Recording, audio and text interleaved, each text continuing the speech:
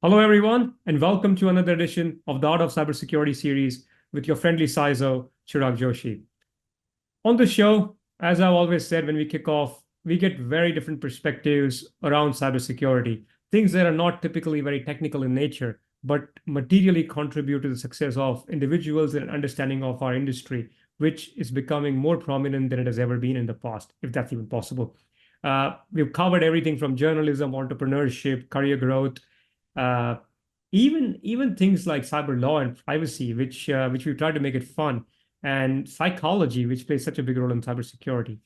But there's one thing which is an area that I want to dig deeper into, which is art of cyber careers and specifically cyber careers. And I get a lot of comments and questions around those. So I thought I need to talk to somebody who does this in and out as a day job, not just a day job, but as part of a passion of what they do. And the person I have on is no stranger to the communities here in Australia, and actually, if I say so, across the world. Uh, he is all over social media, which I completely endorse and support because I think that's an absolutely important thing to do. And we'll talk a bit about that later, by the way. But I'll bring him formally on. Ricki Burke. Ricki, welcome to the show. It's such a pleasure to have you, my friend. It is such a great thing to have you because I know you and I had many conversations about our industry and different things, but I thought it'd be awesome to share that with the rest of the world. And for those of you who don't know Ricki is the founder of CyberSec People, which is a recruitment company focused on cyber professionals. But Ricki is a lot more than that. He's also involved with organizing, conferences and events that promote cybersecurity growth. And recently, he's also started CyberSec Communities, which is a platform for collaboration and training. So I won't go on and on about that too much. I'll hand over to you, Ricki, to just talk a bit about yourself, your background, CyberSec Communities, and then we can dive into the conversation. Over to you, my friend. Thank you, and thank you for the lovely welcome. So I'm Ricki Burke. I run CyberSec People. We're a 7+ year old cyber security recruitment business helping companies, I'd say around the world, but predominantly in Australia, sometimes New Zealand, sometimes US. And you mentioned about passion, and yeah, if I'm honest, it took me a long time in my life to find my passion. I don't mind saying that. I've been in recruitment a very, very long time, and it was only when I started in cybersecurity about 7.5, 8 years ago that I found my thing. I found my people, to be honest. I'm not super technical, but help companies with sometimes the most technical of roles, and it's because I get people and I understand it's about solving problems and understanding what problems customers are looking to solve. And that then feeds into hiring. End of the day, companies hire people to solve problems. So if you understand the problems that are being solved, and then as an individual, when it comes to expressing the awareness of, I know what problems you're looking to solve, I can solve these problems, I've done it before, I know how to do it, and you can express that, then essentially those folk get hired into jobs. And it's good fun. Like, I won't lie, it's bloody hard. We deal with people, not products, and it feels like there is just so much work to do. Not just from the recruiting side that we do, but you mentioned the CyberSec Careers platform. So I, like you, get a lot of reach outs in terms of trying to help people asking questions, and I can't help everyone. But what I'm pretty good at doing is connecting people. A lot of people want help, information, guidance. I can't help every single person one-on-one. What we can do is connect people on a much larger level. And there's also a lot of people have similar sort of questions that keep popping up. And I often find that there's no sort of one source of truth in terms of, at least from my own perspective of, there's nothing where I can go, right, go to this place and you can find the information that you're looking for. So after a long time, I decided, well, let's build this thing that I would like to send people to. So essentially, it's an online community about helping each other. So the cybersecurity community is very welcoming. It's very friendly. People help each other. It's an amazing industry. We're full of such helpful people. People that like to learn and help each other. And ultimately, that's what we're trying to do is connect those people that if someone wants to learn about threat intelligence or application security, that they can lean on people within the community that want to help and share and empower other people. So the more we connect, the more people we can help each other, ultimately, the more we elevate as an industry. Completely agree. And I love the fact that, it's getting people, and people are not products, and that's the opportunity in many ways is, you can harness that power of people, but also, like, people hire people to solve problems. And I guess that's where maybe I want to start the conversation is look, there are plenty, like, you mentioned we can't help everyone, and that's just the nature of what we do, right? You try to, but you can't. But there are plenty of good articles, and I know you've done a lot of work on this, which I encourage people to check out Ricki's LinkedIn. Look at some of the stuff that I have done where we talked about specific tips for job seekers and so forth. However, today I want to focus on just that problem solving aspect, right? Let's just start with that in mind. So if somebody is interested in a career growth and not just getting a job, but actually taking the next step, or there are companies now advertising a position that is open to internal people to grow, right? So it could be any number of permutations, combinations. Mm. Let's start with, what does the recruitment process look like? And I don't mean, job adverts and so forth. I mean that whole conceptual thinking from somebody putting forward, okay, I need someone to help me, and Mm. then I need to find somebody who can help me find that person, right? How does that work? And you've seen that work where a CISO, or somebody in the organization who's obviously a leader who's hiring, reaches out to you, and how do they think about the whole thing? Because that'll help job seekers and job changers Yeah. a sense of, how does that thing work? So we've got to bear in mind it's going to look different company to company. Every business is different in terms of their own processes. A big bank versus a big consultancy versus a boutique company and a startup, they're all going to have different ways of working. But essentially, someone has a problem to solve. It could be on the scale of, we need to build a cybersecurity team, or we need to hire someone to drive cybersecurity, or it could be down to, we need one person to do this one particular thing. But essentially, there's a problem to solve, and there's a scale of that problem. Who's going to sign off? Who's going to pay for this? So that individual, whether they're the CISO, the head of security, the CIO, who decides, oh crap, we need someone in cybersecurity, like whoever it is, essentially needs to then go to someone and convince them to, right, we need to spend X amount of money to hire someone or some people to do what we need to do. That will get signed off, hopefully. After sign off, again, different processes. So it could be the hiring manager themselves run that process directly, but for a lot of organizations, they will have internal talent acquisitions and HR teams. So let's talk about that as a majority. So then they'll often work with HR or talent acquisition to then essentially go through the sort of approval processes, then design a job description, which may or may not get tailored by then talent acquisition or HR.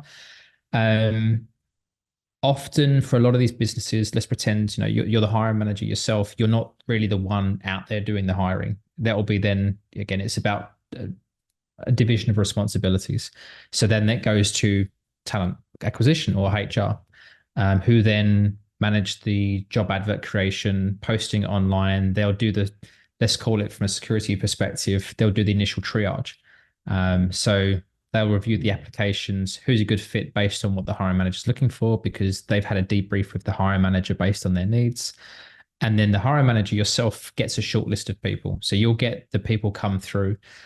You may just have your calendar booked without you knowing who you're meeting with, and it's like chucked into your calendar, right? You're meeting this person, that person, that person. The funny thing is, or not, actually, it's not funny at all, but you may then interview this person and then realize, I would never have interviewed this person. And this is feedback I get from hiring managers of time being wasted, basically, with not appropriate people. Doesn't happen all the time, but it can do. There'll be some companies where the hiring manager gets to be a little bit more hands-on, and maybe there is more open dialogue with talent acquisition, and they do have regular updates and debriefs in terms of where we are with candidates, and reviewing those with talent acquisition. But often it's the hiring manager does not have time to go through 2, 3, 400 resumes to then go, I would interview those 5 people. So that's where a lot of time could get saved. And then it comes down to how well does the person doing that initial triage really understand what the hiring manager is looking for? Because unfortunately, some good people can get overlooked because of maybe they don't have the right job title. Maybe they are looking for a carbon copy of what the job description says. But as we know in the industry, you can't always judge by job titles. And I'll admit this, I don't really pay much attention to job adverts or job descriptions. If you're the hiring manager, the way we work with our process is, look, forget the job advert or the description. We'll put that to one side. What are your problems? What are you actually looking to achieve here? Why was the job created? What are you looking to solve? What are the skills that you need? What are the essential skills? What are the desirable skills? What's the culture fit? All this sort of stuff you can't always get through a job advert anyway. So that's generally the process, that the hiring manager will come in after the initial triage and they'll start interviewing. On the talent acquisition side, again, person to person, it may be different. They may be so busy where they're currently managing 40 jobs at one time. They do not have the capacity to go and do headhunting. So it's a case of it has to be a reactive role. They'll post the job on LinkedIn, on Seek, wherever, and then responses come through, and then they'll do the initial triage of who's the best of those applicants, and they can put those people forward. Sometimes, if they have capacity, they may be able to then do headhunting or sending out LinkedIn messages, where often industry professionals will get messages from HR or talent acquisition with those messages and saying, hey, you look great for this role. Can we have a conversation? And that's where that happens. But again, it's very case by case basis, depending on really how much time they have. Now, look, I mean, that whole journey when you describe, it's something that I've lived through, right? I've lived through that, and it resonates with me so much. It's like there's so many variables, so many people in play who may or may not have that whole story when they sit in front of a candidate. And I guess my question then is, since we're demystifying that process, so to speak, if you are that candidate, or if you are somebody's interested in that role, now that you know what you know, which you just described, Ricki, regardless, and I understand there are always nuances, based on the industry, the organization size and so forth. But how do you then put your best foot forward? Because look, you're a friend, so I'll be honest, right? I mean, we talked about this. Recruiters sometimes, get that reputation where, oh, they never get back to me. Oh, they reached out to me, but I sent my CV, but nothing came back, and I've chased them for months. Radio silence. People get that frustration, right? But what are your suggestions, Ricki, that, okay, guys, instead of being frustrated, these are the 2, 3 things you should do to give yourself the best opportunity to be in front of that hiring manager, and not just interview skills, but actually first step is just getting in front of people, right? And then to the interview prep. So I'll flip it around and just talk from my perspective and then come back. It's helpful to put yourself in the position of the person who you're trying to reach. So if you're applying for a role, bearing in mind that recruiter or talent acquisition person, HR, they could be on the receiving end of hundreds of applications. And honestly, a lot of them are, no offense to those people individually, but in relation to the requirements of this role, a waste of time.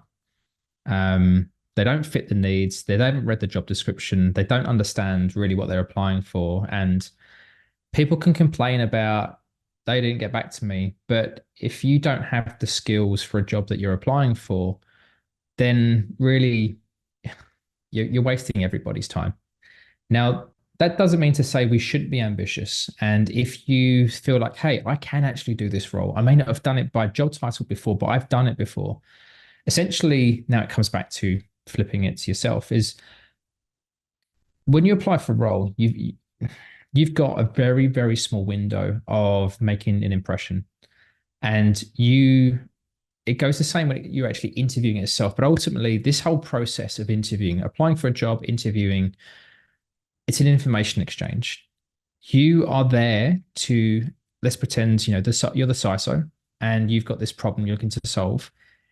if I demonstrate to you, whether it's verbally or in written communication, if I can demonstrate to you pretty quickly that, hey, I understand your needs, I've done this before, and these are now I'm pointing to sort of outcomes. I'm very outcomes related. I'm outcomes driven. So I'm talking about metrics and business context.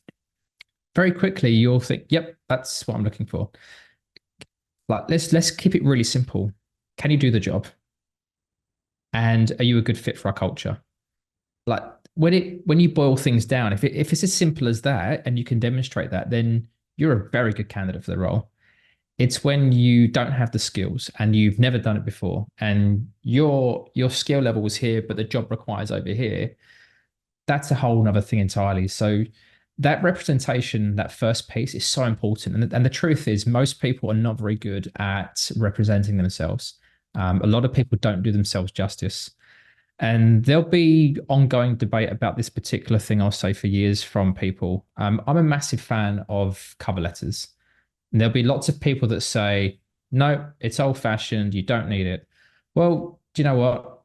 I still use these things, but we call it a synopsis.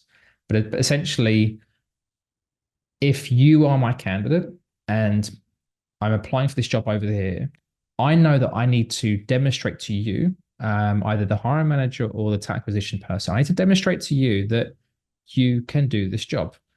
And if I can articulate that in a pretty succinct way, that helps them understand you've done the job, you've got the experience. Basically, I'm telling them why you're a good fit for this role, why they have to interview you. Because as a recruiter, my job is to get you an interview. Your job is then to nail the interview, but my job is to get you there in the first place. So rather than this 1, 2, 6 page, whatever CV it is, the reality is most people skim CVs. They don't really read CVs. If I can tell you succinctly why you're right for the role, then you're giving yourself a very good chance of essentially why. But again, some people say it's bad advice because that's traditional and blah, blah, blah. But that's just my opinion. If I was applying for a job today, I want to, you're the hiring manager now. I'm telling you why I'm interested in your business. I'm explaining that I understand your problems and how I can solve those problems, maybe how I've done it before. Then I think you get a favorable feedback. I like that, right? I mean, it puts the onus back on the person. And I'm big advocate of people taking accountability for their careers and not, yeah, there are situations outside of your control, right? Things are not always fair. Let's be honest. At the same time, have you put your best foot forward? Have you gone through the effort of looking at not just the job, but the company? What are they looking to achieve? Put in some effort, right? Yeah. These days, most organizations have their annual reports out or something about their products or services. Take that step back. Think how they could benefit from your work. Because I feel far too often people have this scattergun, approach. They see a security architect title or advisor title, and they just apply without truly understanding the context of that architect work or the advisor work could be materially different from where they've done it before to what this organization is trying to achieve. But the question, and one thing that you brought up, Ricki, that I was just ask you a follow-up question on is, you mentioned, have you done this job before? Do you have the skills? Now, sometimes, when you're trying to move from mid-level into a more senior role, you likely haven't done that job before. So in that case, say somebody who's currently, we'll make it real, right? Let's somebody who's a security manager or a senior governance advisor now wants to apply for a CISO role, right? They've seen a CISO role come up and they're excited for it. They've never been a CISO. But how do they convince you that put me in forward of the hiring manager because I could actually be a good candidate? What does go into that? Because they haven't done the job. Yeah. So you need to demonstrate you understand the job. So like you might be here and the job is here. So maybe there's a skill or experience gap. So if you can demonstrate that you are here, these are the requirements in the role, and then it's about helping educate that I may not have done all of this job before, but I've done this part and this part and this part. Let's talk about the CISO role. A lot of it is around stakeholder management and influencing at board level, those board reporting and those sort of things. They'll be much more important than some of the technical skills that you had of 2 years ago or 5 years ago or whatever. So it's cherry picking the right skills and experiences, and then, again, demonstrating that you either have it, or you understand the role and what you're doing about it. So that first CISO gig is hard to get. There's no doubt about that. A lot of competition from people already doing those roles and people that do want to elevate to that next level in their career. So it's then, if you can demonstrate you understand there is a gap and what you're doing towards it, because there'll be some people that are very strategic and very specific about what they're doing, and there'll be others that are less mindful. But let's say you've got two different people. You've got the person who, I want to be a CISO, and they just keep applying for roles. They don't hear back. Okay, there's that. You've got the other person who maybe they're in a similar sort of job, and they understand that there's a gap, and then taking action to address that gap. So what are the skill gaps they have, and what can they do about it in terms of training, further development, relationship building, networking, and obviously, networking is really important in this industry. Going to talk to 10 other CISOs about what they do. How did they make that jump? What are the things that they do in their day-to-day job, and what things now do they need to learn to get them towards that? And it's the same for any job, any progression, whether it's from the information security manager to become a CISO, or whether it's a pen tester to become head of pen testing, or a SOC analyst to become the head of security operations. There's gaps, but you need to address those gaps, or at least demonstrate that you know what they are and how and what you're doing about it, in my opinion. Yeah, no, well said. And I think that's an interesting part, right? It's a sensible approach, because you need to take a step back and understand the delta between your current role and this role. And you're right, like, what have you done to demonstrate that you're actually willing to step up? Because people who will interview know that you haven't done that before, right? But they are looking for that aptitude, or that desire, or that growth mindset that gives them that comfort that you can be there. So not having held the role before, it's not always a disadvantage, because you can look at it from a fresh perspective sometimes, right? And sometimes that's your friend. But it's obviously a challenge, right? If you're up against an incumbent who's done that for 10, 20 years, well, that's hard. Like, there's no way Yeah. around it. But then you got to figure out what your unique advantages and attributes are. So I think that requires you to dig deeper. The I guess Just on that, sorry, sorry. is you are at a disadvantage. It's hard, and I would never sugarcoat this to anyone. Making that transition is very difficult, because I remember speaking to someone recently, and this particular person, she was looking to land a CISO role, and I keep interchanging between the Australian and US CISO. Force of habit there.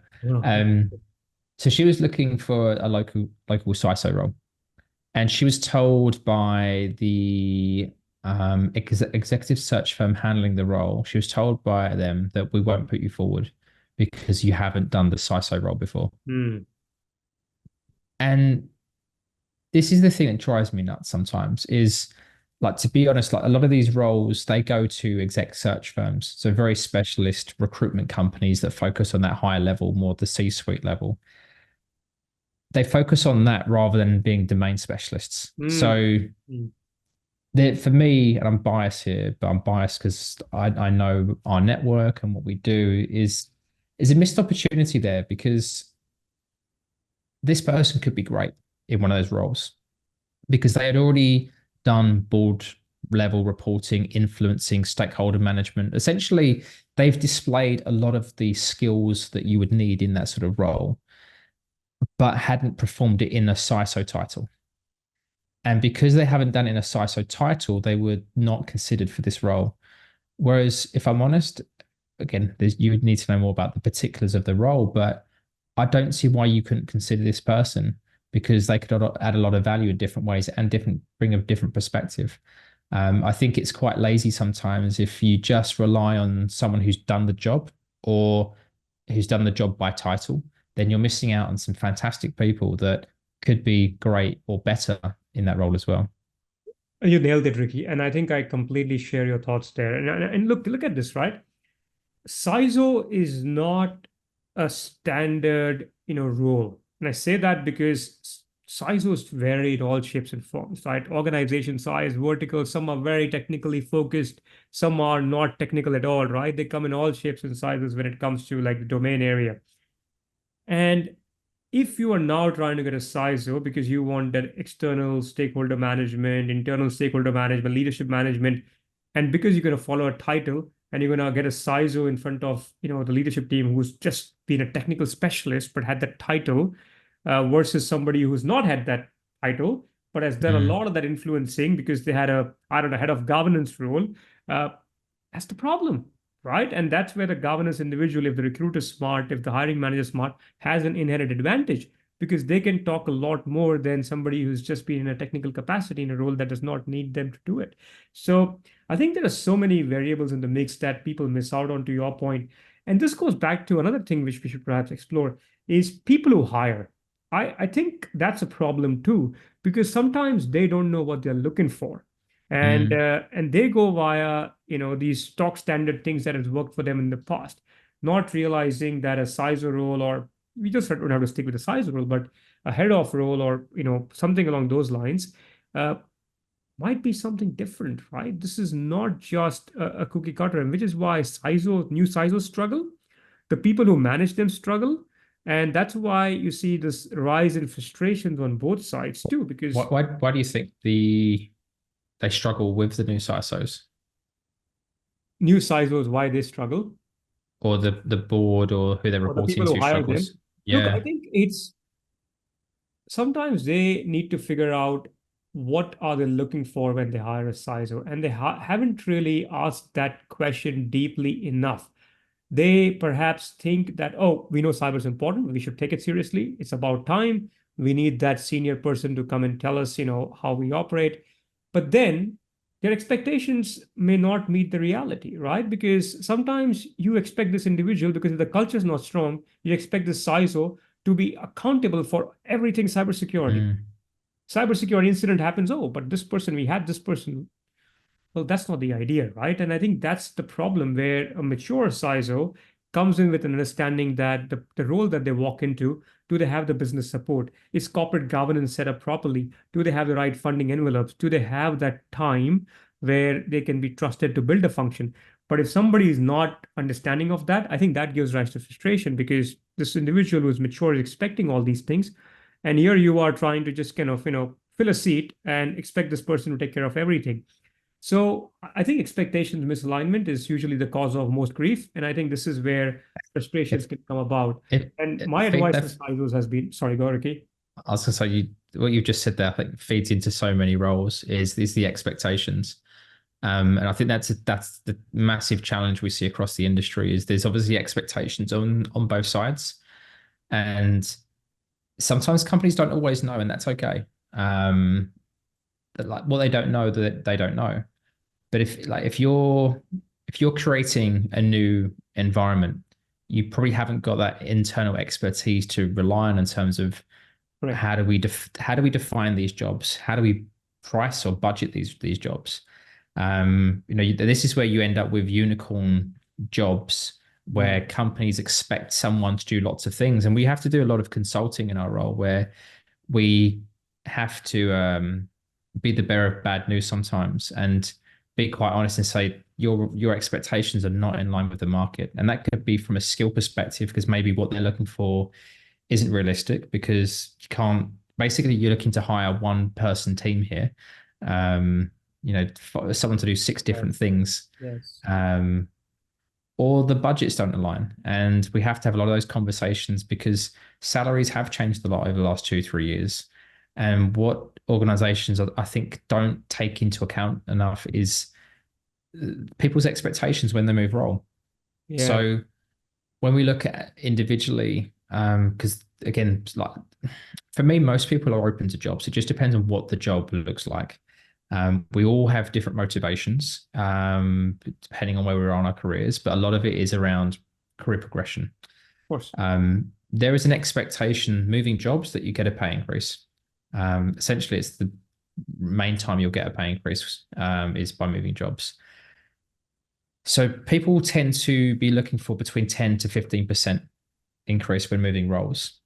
And what I don't think enough organizations take into account, and again, we can all be guilty of this, but they're focusing on their needs. Yes. We need this, and this is the budget. What they're not doing is working backwards to go, right, well, if our budget is just whatever role it is, doesn't matter, but let's pretend the budget is 150. Someone on 150 is not accepting another role for 150 unless they're desperate to get out of where they are. And chances are that person, even if they love this role over here, when they resign, they're going to get counter offered. So suddenly they go from money's the same, I wasn't super happy and I wanted this job over here, to, oh, wow, I can stay here on 10, 15K more money. And essentially moving jobs is a risk. Yes. So, it becomes a lot easier to say, oh, maybe I should just stay. Yeah. So when your budget is 150, realistically, the most attainable people that you have are people who are on 135, Correct. approximately, give or take, maybe 140. Does that person align with your expectations of the skill level and experience level at that price point? And sometimes it doesn't. And it makes companies realize, oh, crap, what we wanted to, we want, a typical example is we've got an application security engineer, application security manager role. We expect to hire someone who's currently an application security manager to come into this role. What they don't realize is the application security manager's next role is a head of security engineering or head of security in a smaller business. The person most likely to take that head of application security role is a senior or principal application security engineer who's wanting to step up into that role. So for me, organizations really need to think about, from this pool of potential candidates, who is actually attainable. Yeah. Because I think to expect to get like for like, if you're hiring principal consultant, whatever for GRC or pen testing, whatever it is, well, people don't want a sideways move. Normally, from the people we engage with, the majority of them want to move for career progression. So to swap a job for the same job title is not really something that a lot of people are looking for. Yeah. No, and that's such a valuable piece of advice, right? And I think that's where people need to understand. And look, I'm not, my view on titles is I don't care much for them. I know everybody has different opinions, because I've seen, head of cybers have way more responsibilities than CISOs in some organizations, or IT security leads have more responsibilities than some CISOs. So, I mean, it really depends. Unlike the CFO and those type of titles, CISO is still a relatively newish role, which is why it can mean different things, different places. So I am about, what do you want to achieve in your career, right? Like, there are multiple paths to get there. And if you're chasing a title, that's not going to work out too well. But I also think if you want to be a CISO, and this is now, we talked about what companies should do better, but as a CISO, what you should do better, in my view, and which we often don't do too well, is, being that executive in the room, regardless of, what the company culture just yet is. But if you are brought in now, be the executive in the room, educate your organization, but speak in their language, right? And that's why so much of what I talk about is around cyber risk, cyber financials, and thankfully that now is becoming more mainstream. But for the longest time, that wasn't considered, right? Like risk and governance and all those were soft functions, and operations were where it was at. But things are now starting to change. You need both, and sometimes you need better governance, because infrastructure can take care of some operations in some organizations. So I think that's where people need to take that onus on themselves. Talking about that, Ricki, I want to just pivot now to a different part, which I think is materially important, and I would love to get your thoughts, is brand building in cybersecurity, right? For people, for organizations, for everyone. Now, brand building sometimes gets a bad name, and I hate that it gets a bad name. It's only bad if you're not doing it right. If otherwise, if brand building was bad, you still wouldn't have so many major, no names in the world, Amazon, Coca-Cola, all these guys still doing that, right? It's not a bad thing. If people don't know you exist, they can't, they don't know then how to reach you. And then if you're not doing good work, how do they trust you? I think that's social proof. But I'm keen to get your thoughts, because I know you have a very unique perspective on brand building. How do professionals approach that? And what is the right way to build a brand versus, not so good ways? It's a really good point. I look at this from the perspective you're talking about, my own perspective. End of the day, the more people that know you, the more things will come to you. And whether that's business opportunities, whether it's job opportunities, whether it's speaking engagements, whether it's whatever it is, like it's not a bad thing in terms of the more things that come to you, the more options you have. So that's a good place to be. Um, Building a genuine brand is, I think, the most important thing. People in cybersecurity tend to have a pretty good nose for sniffing out BS. Hence, being in the industry. So it's a place where, let's be honest, there's some people out there that have bad reputations or people that are charlatans, and there's all sorts of weird and interesting things. But on the whole, it's a really good industry with amazing people that like to share knowledge and help and things like that. And I think if you're someone who is delivering help, offering guidance, you're not making it about yourself, but you're making it about helping other people. Then that's how you do it. It takes time. It takes a long time to build a brand and build the trust and build credibility. These days, there's amazing opportunities on platforms like LinkedIn and all sorts of things where it's not difficult to do these things if you're consistent in your approach. But I could not recommend it enough in terms of, I think, the importance of, if you're for your career, I think it's so helpful. So rather than applying for a job like 400 other people, it's much nicer if you're tapped on the shoulder and say, "Hey, what do you think of this job? Are you interested?" That's a nice position to be in. Completely agree. And I think that's that's such an important thing, though. It takes time, though. And it takes consistent effort of putting good, useful advice out there. And I don't think there are any shortcuts to it, right? Because you're right. Like people who know. You can try to put up a facade and try to Mm, claim you are a cyber expert or whatever, but people who know will, like, you're right, will sniff it out eventually. And those are the people who actually matter, right, in terms of who you want to reach out, like people who can help your career, or people who can be your customers or your clients or whatever that might be, right, or associations.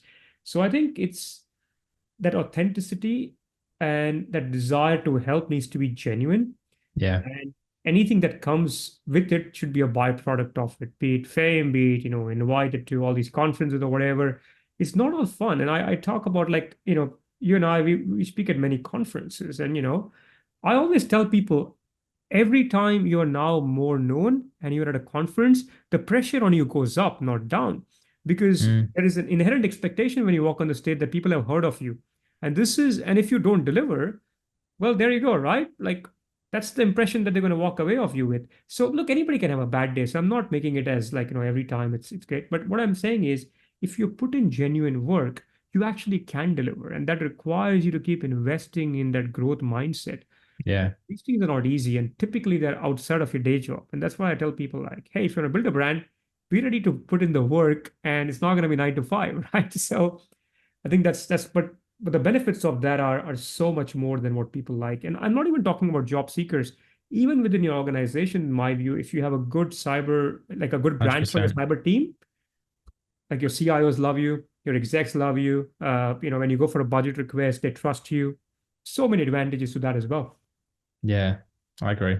Yeah. Well, so Ricki, very respectful of your time. We're coming towards the end. I do want to end on this question for you. Uh, is What do you reckon now are some of the differentiating skills that cyber professionals should consider, especially when they're trying to, advance in their careers, right? We all understand there are technical skills that are involved, and I never brush that away, because somebody doesn't understand, like, the core of how things work. It's hard in most Mm, roles. But there are the other sides of the equation too, is you can be a great technical specialist, but that is not sufficient, as we mentioned. So what, in your view, through all these, hundreds of people you perhaps meet, what are some of the attributes that stick out to you? If somebody demonstrates that in the first 10 minutes, you're like, okay, this person has something. yeah. Um, I don't like using the word soft because it's soft, but obviously soft skills. I don't know what the appropriate term is these days. And I've heard the word or the term power skills, but for me, it boils down to two things: communication and influence. Mm. If you do those things, for me, I think they're fundamental in any job in cybersecurity. A good example is we're having a chat with someone who runs a pen testing team for a consultancy, and a pen tester, very technical role, but he doesn't want someone who's just technical. He needs someone who can also write a report, because Yes. ultimately you could be the best hacker in the world, but if your report is just talking technical jargon and doesn't influence any change, then basically that report means nothing. Yeah. So whether it's the pen tester who's going to, you could be an average pen tester, but if your reports influence change in a business, then that's great, because it means you actually then increased security and made ultimately did your job. But whether it's an AppSec person influencing developers or a CISO influencing the board, you need to influence people to make a change. So the ability to communicate, to understand business context, to influence people that are the decision makers, because ultimately, yes, cybersecurity, it's important, but some people live in a sort of vacuum of cybersecurity is really important. And yes, it is, but it's not the most important thing. The reality is businesses need to operate, Yeah. and we're all there to empower business, because if business does not operate, then nothing else does.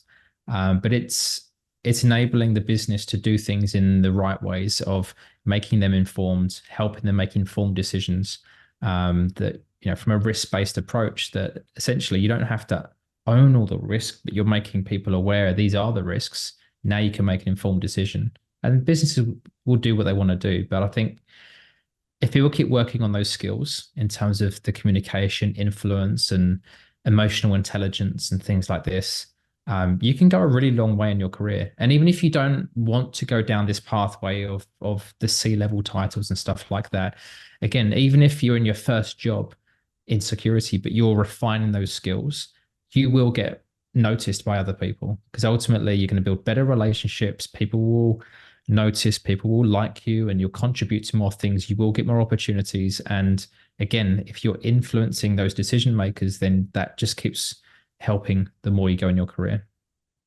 Now, 100% agreed. And that's why, the rules in my book, they kind of talk about these things, right? Is you you are there to help the business at the end of the day. Like that's your job. Mm, Your job, regardless of if you sit on a keyboard and you're monitoring logs or, issuing certs or writing reports or managing risk, it's all about the business needs to bring in the revenue, or if a government delivers services, like if that doesn't happen, why do your role doesn't really matter, right? So correct. that connection is super key. Ricki, I massively thank you for your time. I mean, we could go on and on. There's so many things I want to talk We about, and at could. some point we'll do a part two of this. But I encourage folks to check out all the stuff that you do on LinkedIn. And I think the one thing I like that cybersec people and you do is also you do some trend analysis of what you're seeing in the market in terms of the roles in demand. GRC versus technical roles, and they keep fluctuating, right, depending on where They things do. are. But I think it's important for people, especially who are newish, to understand the world a bit better. So I encourage them to check them out. We can include them in the show notes. That'll give people a better idea. But my intent today was not to go into that specific topic, but rather talk about the psychology, the whole other angle to things, which hopefully give people some insights into how they can shape their own careers, and for companies to get the right kind of talent who can actually deliver for their outcomes. Ricky, any parting thoughts from you before we formally close? Um, I think great topic of conversation. I think it's helpful for people to sort of try and, again, my advice is put yourselves in the shoes of the people that you're trying to reach. Yeah. In general, think about the person you're trying to reach and help them make a decision. Um, don't make it about yourself, make it about the other team or the other side, and how you can help influence their decision making. If you're just going through this scattergun approach that you highlighted earlier, and some people do, they'll just hit apply to lots of different jobs and think, hey, I applied to 100 jobs, no one's responding back to me. Personally, I think you're better off applying for 10 roles, but in a very considered and very measured way, and have a strategy of being proactive. So you don't have to stop once you've applied for the job. You can do more research and figure out, hey, who's the hiring manager here? Maybe I should let them know that I've applied for this role. There's things you can do beyond just a simple approach or application that you can help your chances. Because ultimately, if the hiring manager doesn't see the applications until that first initial triage, you could flag to the hiring manager and say, hey, this role looks fantastic. I think I could help you solve some problems here. Let me know if you've got any questions, something very simple. But hopefully that would inspire that person to then look at your LinkedIn profile and think, hey, actually, this person could be a great fit for our needs. We'll then inform the talent acquisition team, say, hey, organize an interview with this person. I'd like to meet with them. Is another way that you could influence. Yeah. Now, great advice. Absolutely. I think that's really pragmatic stuff that people can put into action. Cool. Well, to our audience, thank you always for tuning in. Really appreciate it. And as always, if you like what we do, subscribe to the channel and support. It helps bring awesome guests like Ricki to the show. With that, thank you very much, Ricki, and we'll talk soon. And thank you to the audience.